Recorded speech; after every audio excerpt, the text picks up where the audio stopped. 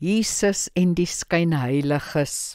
Matteus 23 verse 2 en 3 sê, die skrifgeleerdes en die fariseërs sit op die stoel van Moses. Alles wat hulle dan vir julle mag sê om te onderhou en doen dit. Maar volgens hulle werke moet julle nie doen nie, want hulle praat en doen nie. Jesus het die fariseërs se toepassing van die wet breedweg aanvaar, maar nie hulle lewe nie. Hulle was skynheilig, hulle het gepraat, maar nie gedoen nie.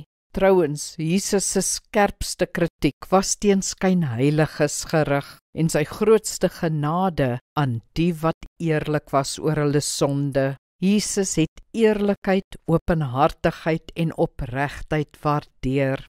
Integriteit is 'n konsekwente lewe waar jou praat en doen een is, jou glo en doen een is, jou oggend- en aandpraatjies een is, waar jy voor en agter iemand se rug een mens is, net so met Sondag in die kerk en Saterdag by die braai, een mens.